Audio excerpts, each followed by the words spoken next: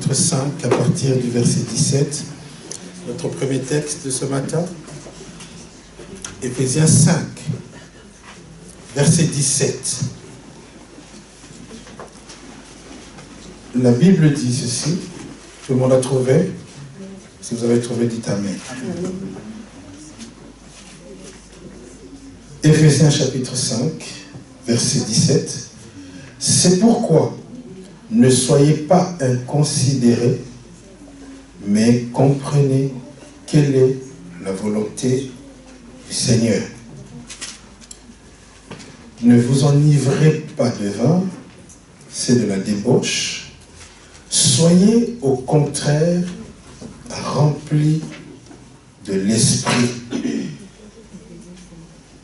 Entretenez-vous par des psaumes, par des hymnes et par des cantiques spirituels, chantant et célébrant de tout votre cœur les louanges du Seigneur. Amen.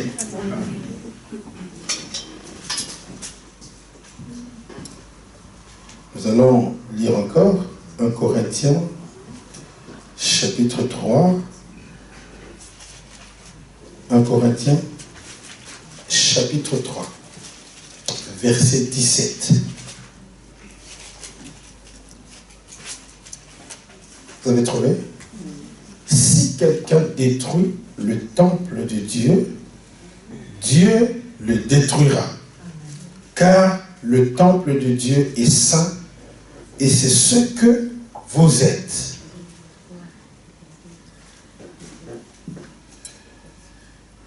Nous allons lire un dernier texte.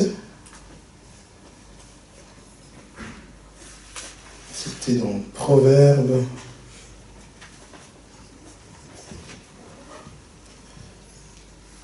Proverbes chapitre 23, si je me trompe. Proverbes.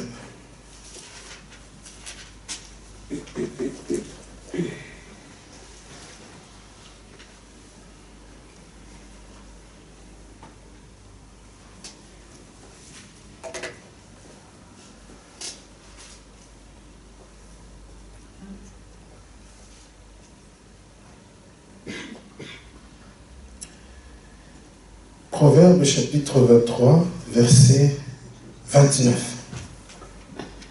Pour qui les a, pour qui les hélas, pour qui les disputes, pour qui les plaintes, pour qui les blessures, sans raison, pour qui les yeux rouges, pour ceux qui s'attardent auprès du vin, pour ceux qui vont déguster du vin mêlé, ne regarde pas le vin qui paraît d'un beau rouge, qui fait des perles dans la coupe et qui coule aisément.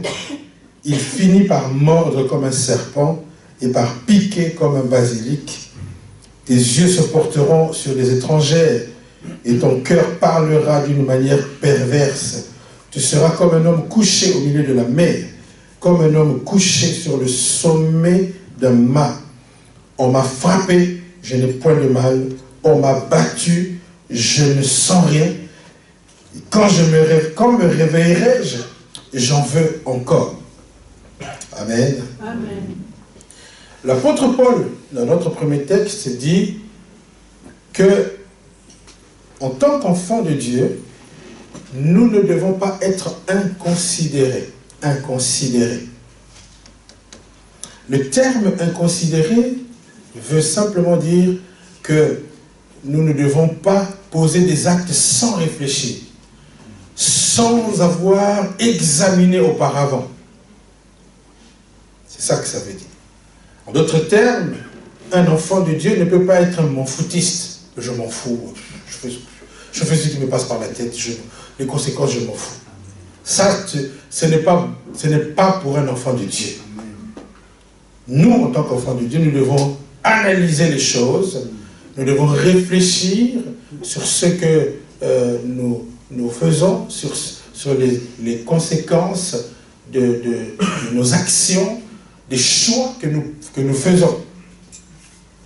Nous ne devons pas agir avec imprudence.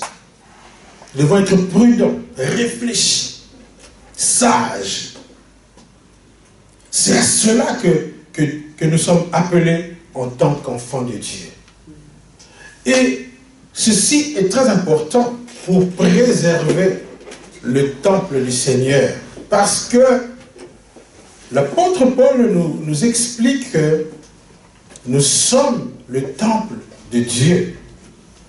Pourquoi? Parce que depuis que tu as donné ta vie à Jésus-Christ, l'habitation de Dieu, ce n'est pas dans un bâtiment. L'habitation de Dieu, c'est en toi. Amen. La supériorité de la foi chrétienne, c'est que nous ne faisons pas de la religion. Notre relation avec notre Dieu consiste en ce que Dieu vient habiter en nous. Donc tu es la résidence de Dieu. Ton corps est devenu le temple de Dieu. Dites un bon amen. Amen. C'est ça la supériorité de la foi chrétienne. C'est que Dieu vient habiter en nous. Et c'est formidable. C'est un mystère. Dieu n'habite pas des maisons faites de mains d'hommes. Le temple de Dieu, c'est d'abord nous-mêmes. C'est d'abord toi et moi. Et Dieu vient habiter en nous. Et là, Jésus disait, je frappe, voici je frappe. Si quelqu'un m'ouvre, moi et mon Père, nous entrerons chez lui et nous souperons avec lui. C'est-à-dire que Dieu est en toi. Et c'est ça qui nous rend forts. Parce que le Saint-Esprit est en nous. Et c'est lui qui nous rend puissants. C'est comme cela que quand un enfant de Dieu dit au nom de Jésus, un démon tremble. Pourquoi? Parce que Dieu habite en toi. Comment ça se fait que le simple fait de prier, d'imposer les mains à quelqu'un peut guérir la personne?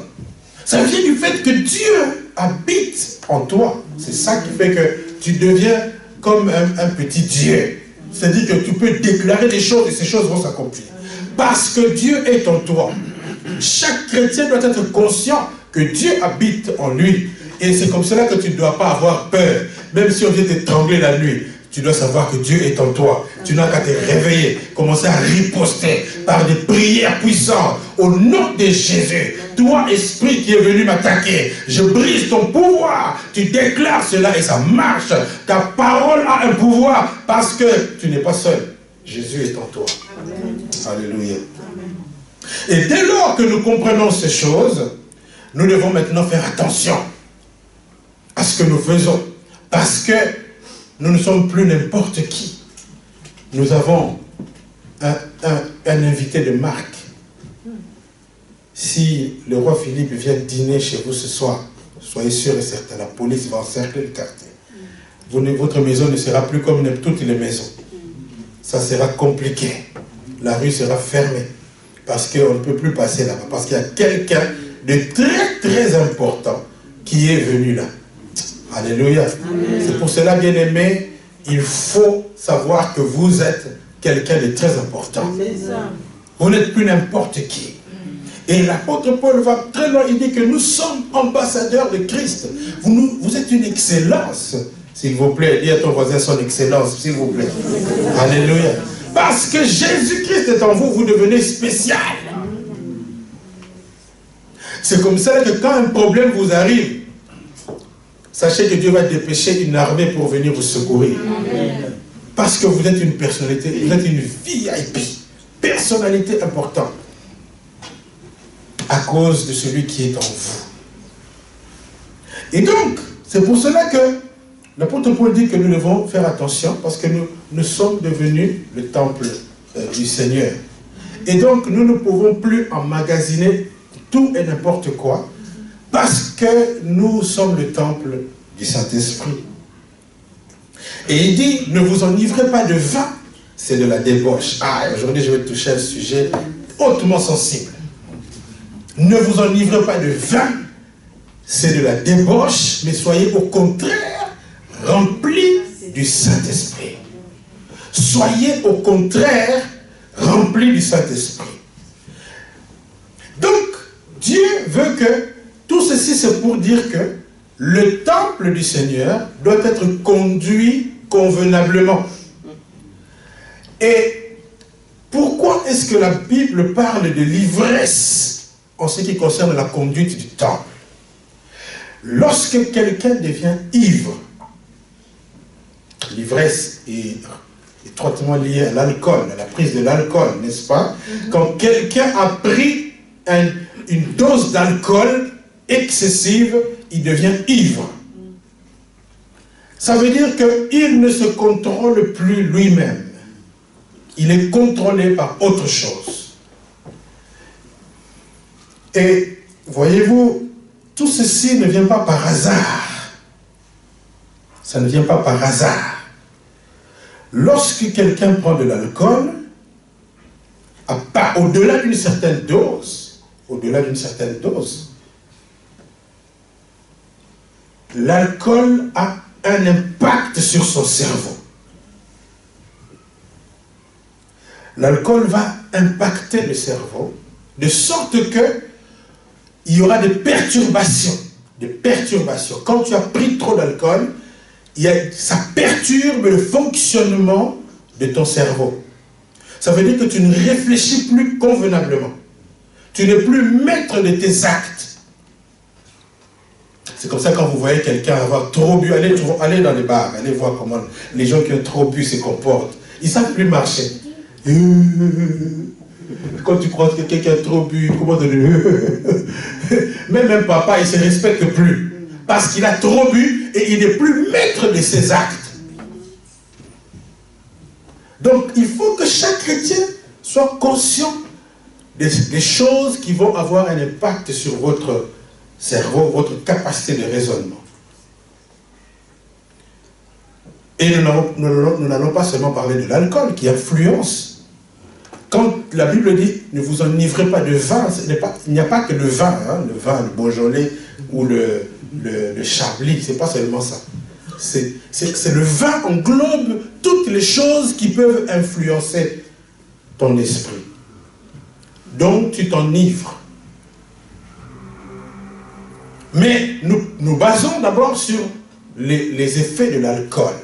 L'alcool a des effets néfastes sur le raisonnement de la personne.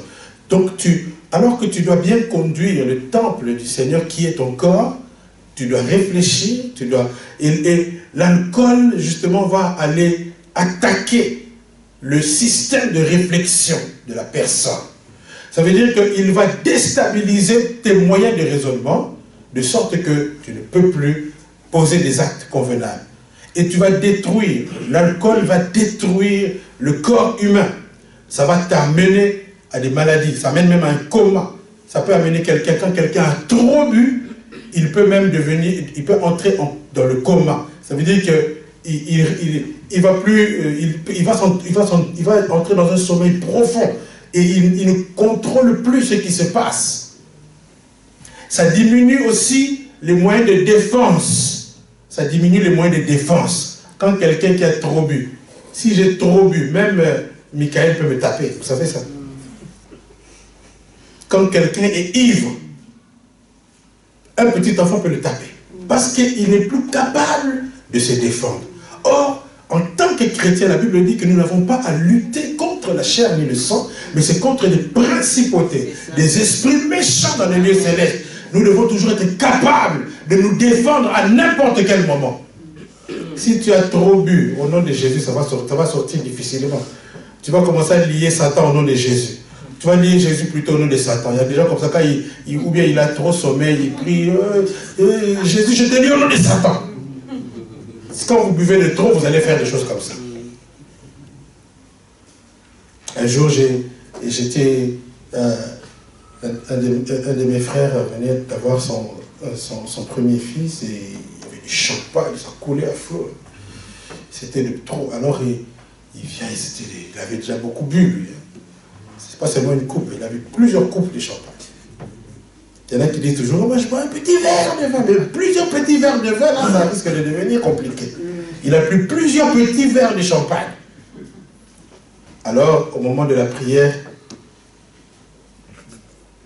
j'ai dit, bon, ok, tu vas remercier le Seigneur. Il a dit, après tout ce que j'ai bu, là, je ne saurais pas. Toi, tu peux prier. Vous voyez? l'alcool va diminuer tes capacités de prier, va diminuer tes capacités de réagir face aux dangers qui viennent. C'est pour cela que la Bible dit, ne vous enivrez pas de vin, parce que l'ivresse, c'est-à-dire que tu es dans un état où tu es contrôlé par l'alcool. En ce qui concerne la prise de vin, la Bible n'interdit pas de prendre l'alcool. Mais la Bible dit, ne vous enivrez pas de vin. Ok? Ne vous enivrez pas. Parce que quand vous vous enivrez, vous allez devenir ridicule. Tu peux voir une maman responsable, mais quand elle a bu, elle dit n'importe quoi. Elle ne se contrôle plus, elle dit des bêtises. Quelle humiliation! Et regardez quand vous allez dans les fêtes, quand les gens ont trop bu, ils dansent en désordre. Ils deviennent, comment on dit, donnez-moi de l'eau aussi. Et vous verrez que quand même quelqu'un qui ne parle pas beaucoup, qui est réservé, timide, mais donnez-lui seulement 4 bouteilles de lait, vous allez voir comment il va devenir l'homme qui parle le plus. Merci beaucoup.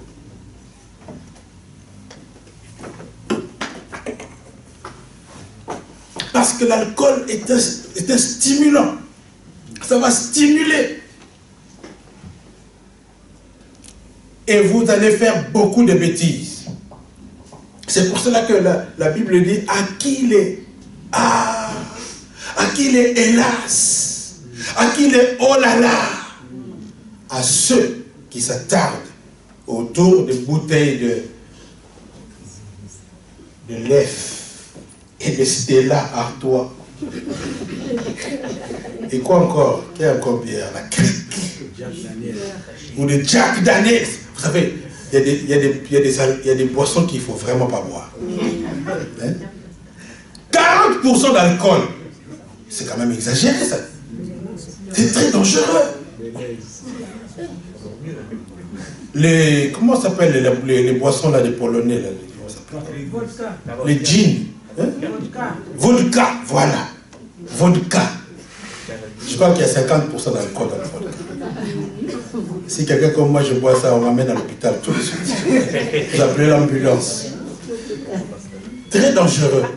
Et l'alcool, entre nous soit dit, nous devons faire attention avec l'alcool. Je sais qu'il y a des chrétiens qui prennent du vin en mangeant. Et paraît-il, cela a des effets positifs sur la santé. Il paraît, moi je ne confirme rien. Il paraît. Il paraît que si vous prenez un petit verre de vin, à table, ça va vous faire du bien sur votre santé. Il paraît. Mais n'empêche, la Bible nous interpelle au sujet de ces choses qui vont avoir un impact sur notre cerveau au point que nous perdions le contrôle de nous-mêmes. Nous devons faire attention. Et la Bible dit que ne soyez pas inconsidérés. C'est-à-dire, réfléchissez bien à ce que vous allez faire, mesurez les conséquences et aussi mesurez votre capacité de vous maîtriser face à ces choses. Imaginons quelqu'un qui, avant de se convertir, c'était un soulard, un buveur. Si tu deviens chrétien, moi je te déconseille de boire même un peu de vin. Parce que ça va réveiller tous les démons là qui dormaient. Amen. Vous savez, c'est très dangereux et ce que je suis en train de vous dire, c'est aussi parce que nous remarquons que même des chrétiens très avancés, des pasteurs, des serviteurs de Dieu, qui tombent dans les pièges de l'alcool et qui deviennent des accros. Parce que l'alcool a aussi un effet de vous rendre accro. Ça vous amène dans une addiction. C'est ça que dans le proverbe que nous venons de lire, il dit j'en veux encore. Ça veut dire que ça va vous conditionner. Le fait d'en boire tout le temps va vous rendre dépendant. C'est comme ça que vous devenez alcoolique. Donc si vous ne buvez pas, vous ne vous sentez pas bien. Il y a des choses comme ça qui rendent les gens dépendants, comme la cigarette. Quand vous commencez avec ça, vous ne savez pas quand est-ce que vous allez arrêter. Ça vous rend dépendant, vous devenez esclave. Normalement, un enfant de Dieu doit être maître de son corps. C'est toi qui décides ce que tu fais. Ce n'est pas que le corps doit t'imposer. Quand tu n'es plus maître de toi-même, ça veut dire que tu as un problème. Tu es devenu prisonnier. Et l'alcool rend les gens prisonniers. La cigarette, la drogue, ça rend les gens prisonniers. Quand tu commences avec ça, après un certain temps, ce n'est plus toi qui vas décider quand est-ce que je vais prendre. Même à 2 h du matin, tu te réveilles. Je n'ai pas pris ma cigarette. Je connais des fumeurs à 2 h du matin. Il fait noir comme ici en Belgique, il y a la lumière. Au Congo, il fait noir à 2 h du matin. Mais il va se réveiller pour aller chercher la cigarette. Parce qu'il ne peut pas dormir. Mais comment? À 2 h du matin, c'est l'heure de faire des beaux rêves. Toi, tu as envie de fumer. Tu as un problème. Ça veut dire que ce sont des choses qui travaillent en connexion avec des démons pour vous rendre prisonnier après. Donc, il faut faire très attention. Et j'ai lu dans les... Je ne sais pas dans quel journal j'avais lu ça, qu'en Belgique, 70% des accidents qui se passent en Belgique sont causés par des excès d'alcool. Des gens qui ont trop bu d'alcool, c'est eux qui provoquent des accidents. Je connais un monsieur là, il avait trop bu, il a ramassé une pauvre jeune fille sur la route qui est décédée directement. Tout simplement pour un plaisir de quelques minutes. Et vous savez, il y a des gens comme ça qui deviennent très accros, c'est-à-dire qu'il cherche même à s'enivrer. Donc il boit dans le but de s'enivrer, pour avoir des sensations. C'est quel esprit ça qui vous anime? Comment un homme normal peut avoir envie de s'enivrer? Comment tu es devenu comme ça d'abord? La Bible dit, à qui les oh là là, à qui les hélas, à ceux qui s'attardent autour des bouteilles de vin. Ça veut dire que vous devez commencer à éviter les endroits où il n'y a que des bouteilles de lèvres, des bouteilles de mongonto, des bouteilles de je ne sais pas quoi encore. Il ne faut pas être dans ces endroits-là où il n'y a que ça. Ça va vous piquer, ça va vous mordre, ça va vous attirer, c'est dangereux. L'alcool est très dangereux et un enfant de Dieu doit avoir beaucoup de distance par rapport à l'alcool. Tu dois gérer ça, tu dois être maître. Dites-moi amen. Amen. Parce que si votre capacité de défense est anéantie, le diable va vous atteindre facilement. L'alcool, ça réduit le raisonnement. Ça diminue vos facultés. Et on ne peut pas applaudir, encourager. Les actionnaires des grosses sociétés d'alcool, elles-mêmes savent, ils connaissent le danger. Il y en a même qui ne prennent pas, mais ils vous vendent ça. Moi, je suis sûr que beaucoup d'enfants de Philippe Maurice ne prennent pas la cigarette. Parce qu'ils connaissent les dangers. Ils savent de quoi c'est constitué. Mais ils vendent pour l'argent. Et il n'y a que nous, les petits peuples, qui ne comprenons pas beaucoup de choses, qui prenons ça aveuglément. Et nous payons le prix fort. L'alcool, ça rend aussi les gens malades. Quand vous en prenez de trop, ça va détruire votre foie. Cirrhose de foie. Et les gens qui boivent de trop, ils finissent par détruire leur carrière professionnelle. Parce que quand tu as trop bu, ça amène ce qu'on appelle la gueule de bois. La gueule de bois, c'est-à-dire que le lendemain, quand tu as trop bu, quand tu as été en boîte, que tu as bu des lèvres, surtout les gens qui mélangent. Tu prends la lèvre, tu prends la crique, tu prends la primus, la scole, la tembo, tu prends tout ça, et tu te sens, et vous savez que parfois dans certains milieux, surtout chez les jeunes, ça devient un sujet de fierté. Si tu ne bois pas, on te prend pour un faux jeune. Tu n'as pas bu. Je préfère être considéré comme un petit villageois plutôt que de détruire ma vie, de détruire ma santé. Il faut faire attention parce que ça rend addict. Et quand vous pouvez vous imaginer que les grands pasteurs, des gens que Dieu utilise puissamment, mais qui ont fait des erreurs de commencer avec ils ont commencé par des petits verres certainement, parce qu'un petit, puis après l'appétit vient en mangeant. Surtout il y a des boissons là qui sont très délicieuses. C'est bon. Mais en tout cas, entre nous, soit dit, moi la bière, je ne trouve pas ça bon. C'est amer. Même le vin, je ne trouve pas ça bon. À part certains qui sont un peu sucrés, ça c'est bon. Mais le reste là, c'est amer.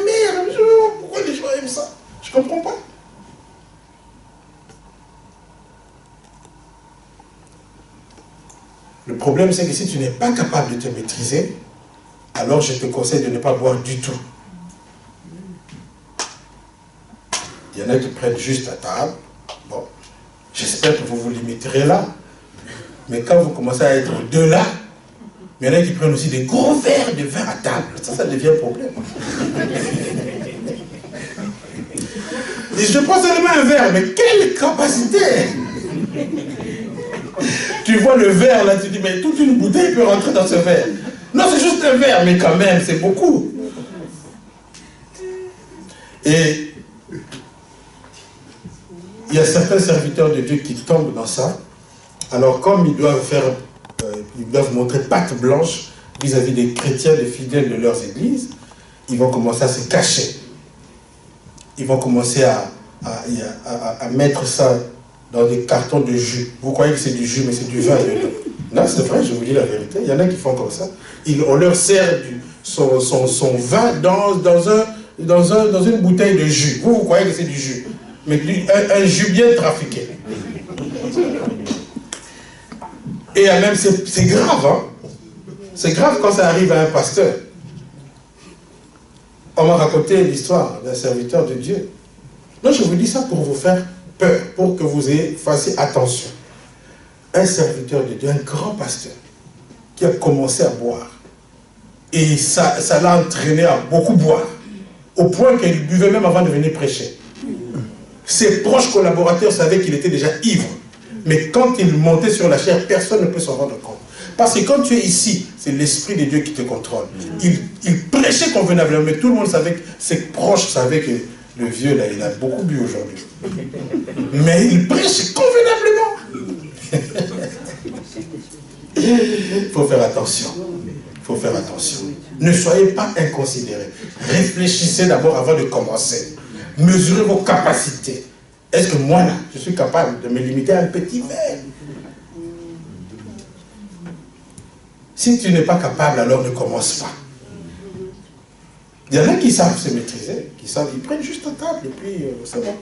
Mais il y en a d'autres, quand ils commencent, il va picoler toute la journée. Vous savez, en France, c'est dans leur culture de boire du vin. Les Français, c'est eux les maîtres du vin. Alors, il y a une église là-bas où, quand le pasteur fait la tournée de visite familiale, il va dans chaque famille. Dans chaque famille, il propose un petit verre de vin. Imaginez, il a 10 familles à visiter. Je vais chez maman Gloria, je prends un petit. Je vais chez maman Lise, je prends un petit. Je vais chez maman Pamela, je prends encore un petit. Je vais chez la sœur Sandrine, encore un petit. Ça fait beaucoup de petits. Alors, les femmes des pasteurs ont remarqué qu'après les visites pastorales, leurs maris reviennent bourrés. Alors, les femmes ont fait une association des femmes des pasteurs. Elles sont allées voir leur évêque pour dire qu'il faut interdire le vin à tous nos maris là. Ils ne doivent plus boire parce que quand ils vont faire les visites pastorales, ils reviennent complètement bourrés. C'est ça le problème. C'est que tu vas perdre le contrôle et ça va te détruire. Et je vais donner un exemple fort. Quand quelqu'un a trop bu, surtout les femmes, je vous conseille de ne pas trop boire. Parce que quand vous avez trop bu, vous n'êtes plus capable de gérer toutes les situations qui sont autour de vous. Surtout quand vous êtes en boîte de nuit. Vous qui aimez encore aller en boîte de nuit, c'est des endroits très dangereux. Où les gens, vous allez rencontrer des prédateurs, des gens qui n'attendent qu'une opportunité pour vous avoir. Imaginez quelqu'un qui vous drague, vous lui repoussez toujours. Et ce jour-là, vous avez eu beaucoup de petits verres de vin. Vous ne vous contrôlez plus. Mais le monsieur qui remarque que vous avez beaucoup bu, il va en profiter. Beaucoup de femmes se font violer comme ça, parce qu'elles ont trop bu. Et surtout, ça amène un trou noir. Tu ne vas même pas te rappeler de ce qui s'est passé quand tu as trop bu. Vous connaissez l'histoire de Lot. Il avait trop bu. Et il avait l'habitude de boire. Parce que ses filles savaient que papa buvait beaucoup. Les gens vous observent. Les gens connaissent vos faiblesses. Ils savent que celui-là, il aime boire. Alors, s'ils veulent vous avoir, ils vont vous avoir dans ce que vous aimez beaucoup faire. C'est comme le directeur général là, du Fonds monétaire international. Comment il s'appelait là, Dominique Strauss-Kahn. C'était un monsieur à femme, c'est connu, il n'arrive pas à regarder, il ne peut pas rester tranquille devant une femme. Donc, toutes les femmes qui ont eu à voir, à travailler avec lui, se plaignent qu'il a déjà fait un comportement déplacé. Donc, il tire sur tout ce qui bouge, monsieur. C'est un obsédé, un malade sexuel. Il devait devenir président de la République, vous saviez ça? Mais ses adversaires ont calculé. On sait que cet homme, pour l'avoir, c'est pas très compliqué. Si tu lui mets seulement une femme, c'est foutu pour lui. Il ne va pas résister. Alors on lui a envoyé une femme de chambre dans son hôtel. Et le monsieur est tombé dans le panneau. Et vous savez tout ce qui s'est passé, scandale, on l'a arrêté. Donc, le diable ne va pas aller trop loin. S'il sait que vous êtes accro, vous aimez ça, il va attaquer ce côté-là. Lot s'est fait avoir. Vous savez que Lot, c'est un homme. Les gens pensent toujours que ce sont les femmes qui se font agresser sexuellement. Lui a été victime d'un viol collectif de ses propres filles. Et il ne s'en est même pas rendu compte. Ce qui est grave, il ne s'en est même pas rendu compte. Parce qu'il avait trop bu. Il a bu excessivement de vin. Ses filles lui ont fait boire.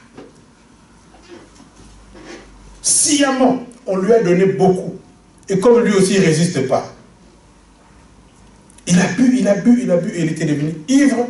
Il s'est endormi. Il ne se rendait même pas compte de ce qui se passait. Ne vous enivrez pas de vin, c'est de la débauche. Mais au contraire, soyez remplis du Saint-Esprit.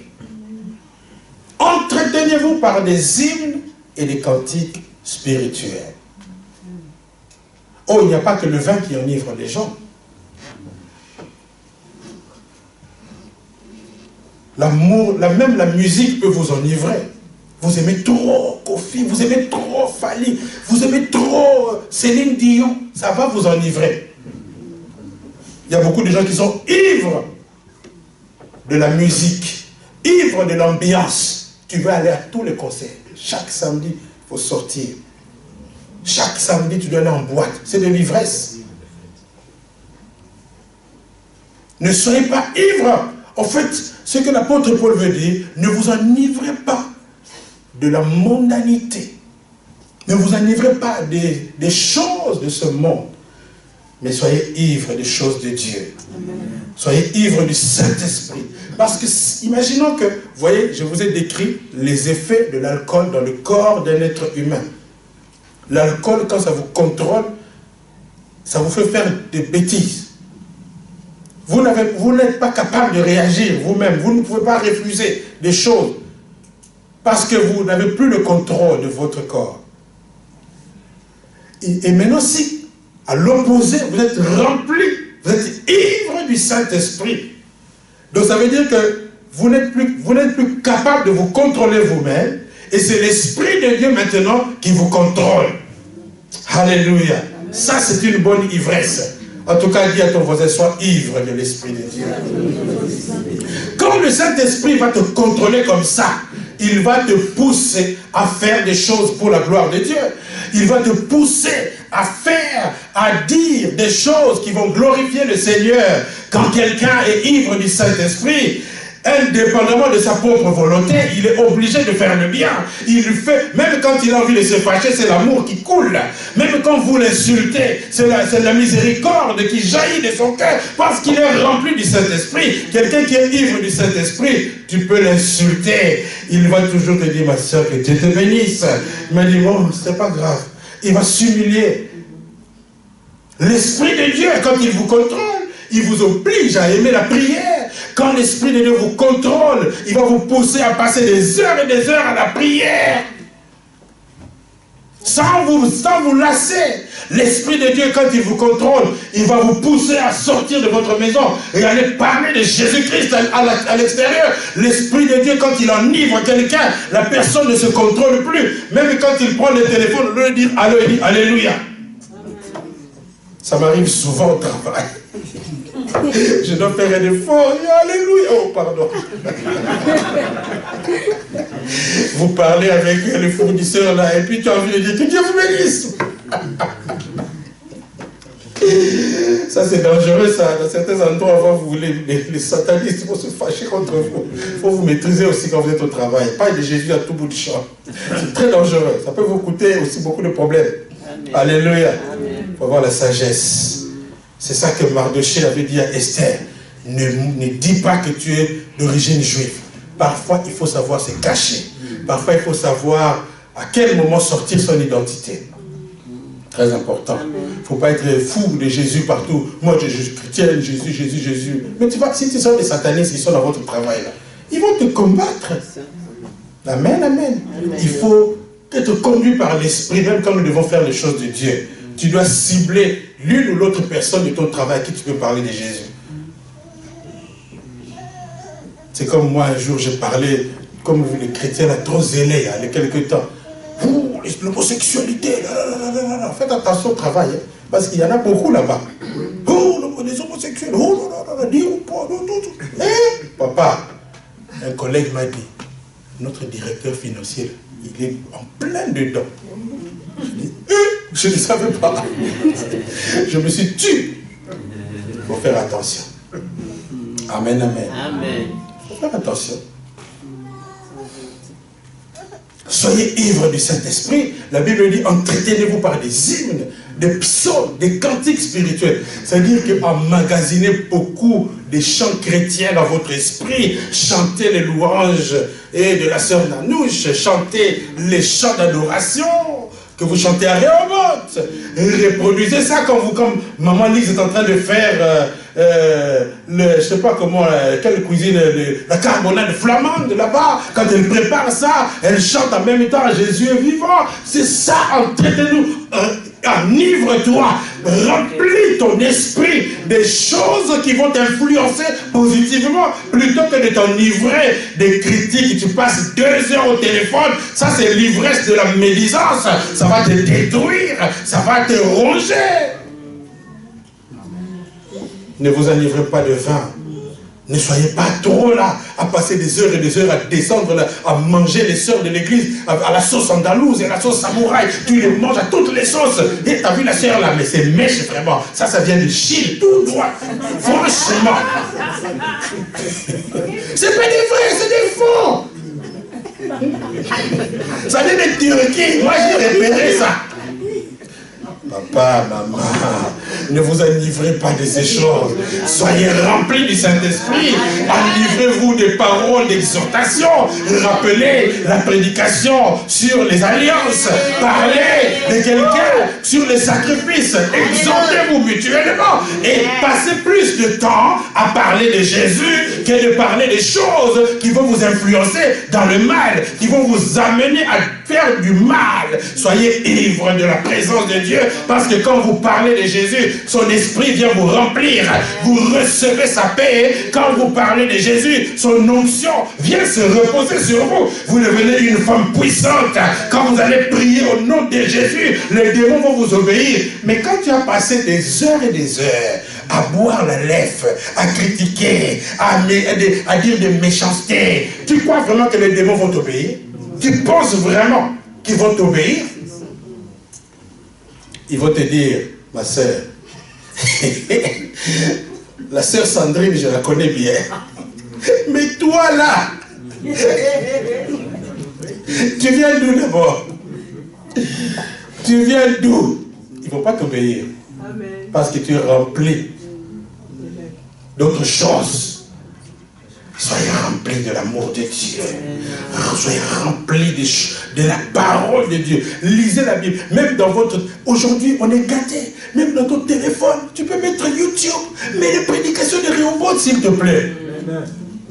Amen. Quand tu prépares la cuisine, mets les prédications, ça te remplit ton esprit. Yes. Alléluia. Amen. Écoute les chants. Il y a un verset qui dit, vaut mieux écouter les conseils d'un sage que les chants des insensés. vaut mieux écouter les conseils d'un sage plutôt que les chants des insensés. C'est qui ça, les insensés, à votre avis? Qui sont les insensés là dont la Bible parle? Les chants des insensés. Les insensés, ça veut dire les gens qui ne réfléchissent pas.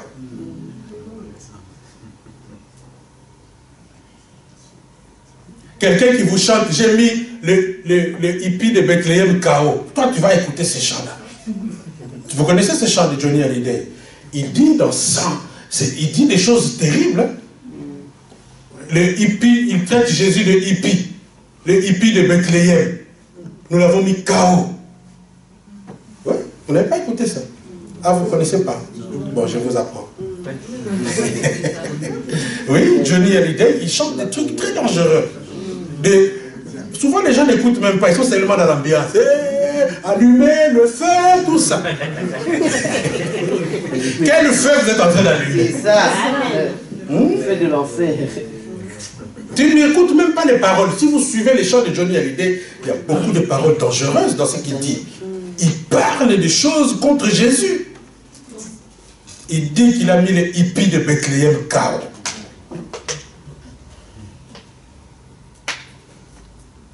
Les chants des insensés. Et toi, tu es ivre de ça. Ça va influencer ton caractère. Ça va influencer tes réactions. Même ton accoutrement sera conditionné par ce que tu emmagasines.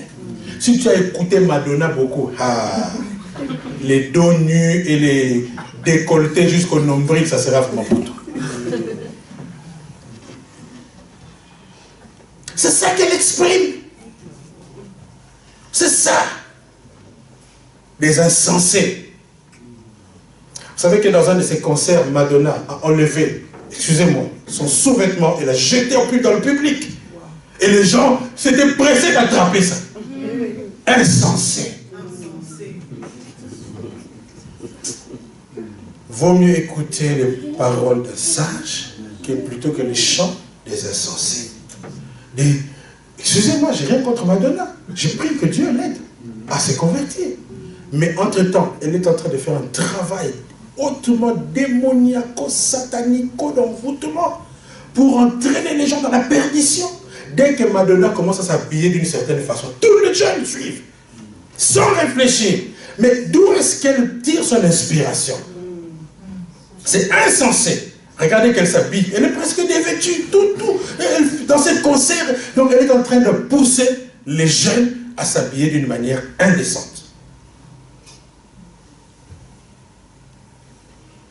Et c'est ça dont les jeunes sont ivres. Ils sont ivres de ces choses. Entretenez-vous par des hymnes et des cantiques spirituels. Passez du temps à remplir votre esprit des choses qui vous rapprochent de Dieu. Toi, tu n'as pas dit Amen. Amen.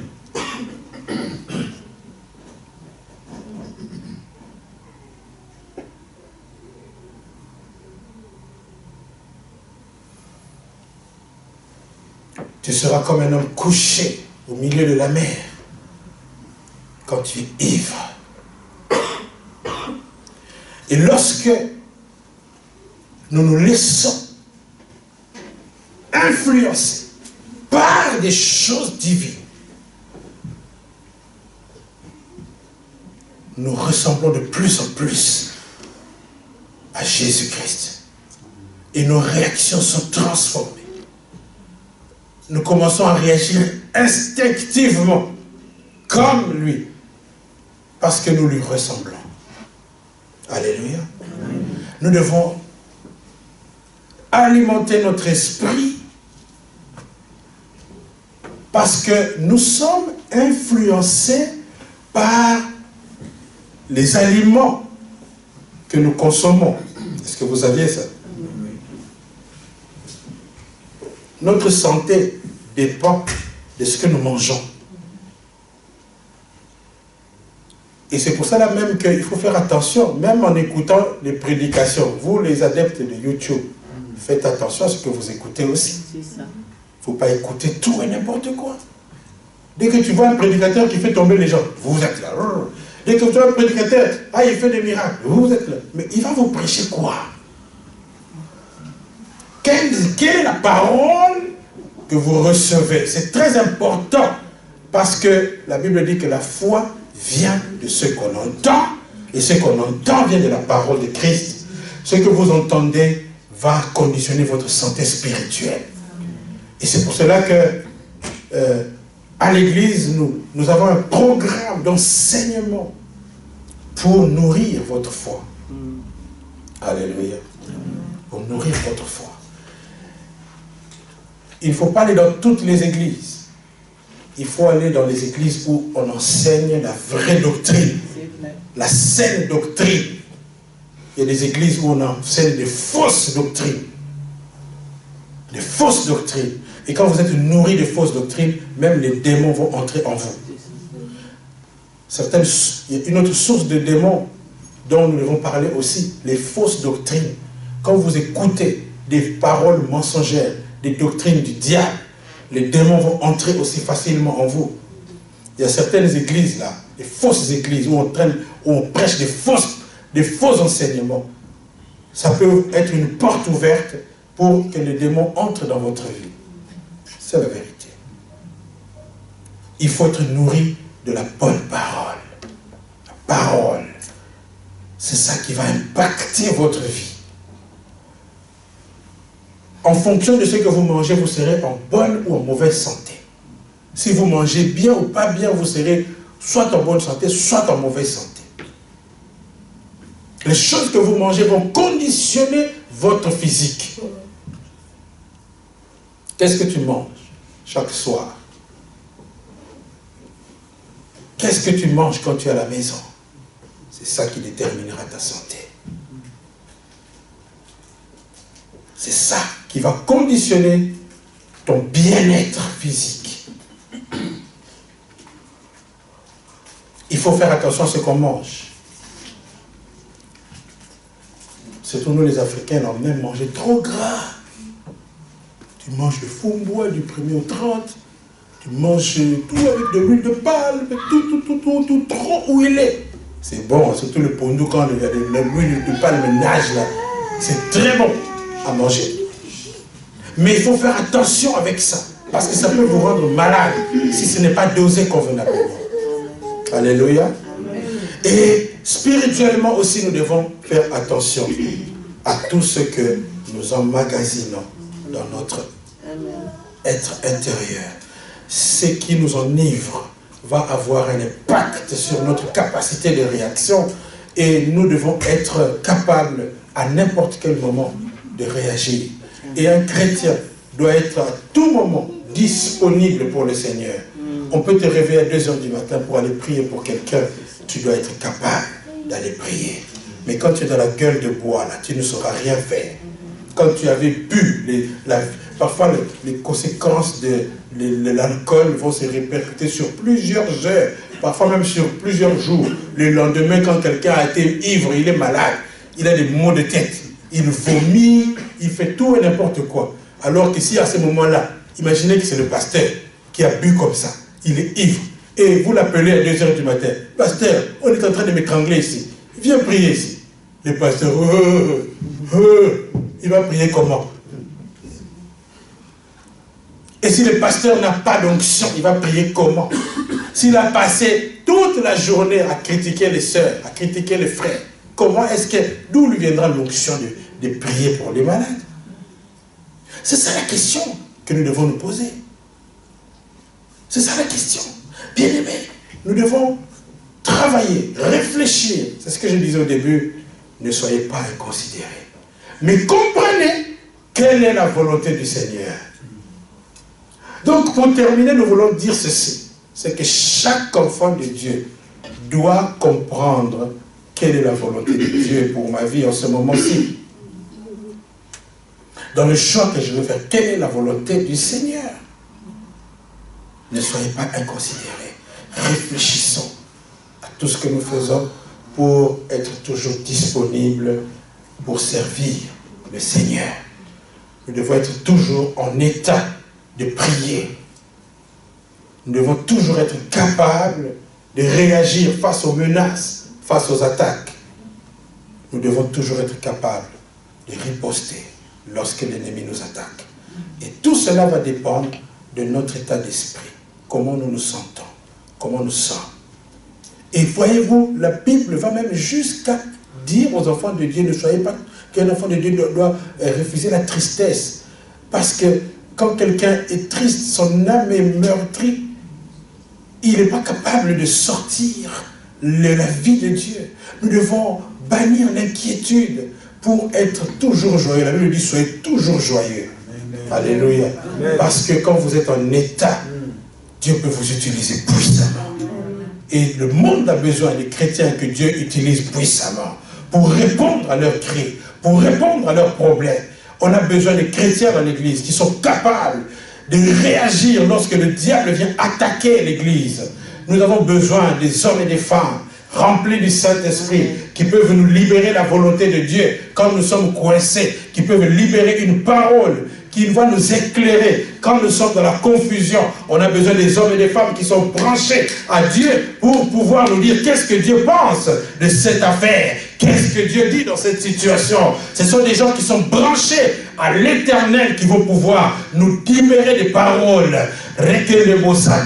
Nous avons besoin des hommes et des femmes qui sont remplis de l'Esprit de Dieu, qui peuvent chasser les démons lorsqu'ils sont attaqués quelqu'un. Lorsque quelqu'un, nous avons besoin des hommes comme David, lorsqu'il dit ceci, quand un lion venait attraper une brebis, je poursuivais le lion, je le frappais, alléluia, je le frappais et j'arrachais la brebis de la gueule du lion. Ce n'est pas des hommes ivres qui peuvent faire des choses comme ça.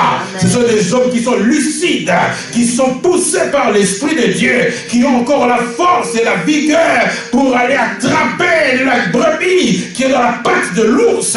Il y a beaucoup de gens dans notre famille qui sont dans la patte de l'ours. Et Dieu a besoin de toi en bon état pour pouvoir les arracher. Que Dieu vous bénisse.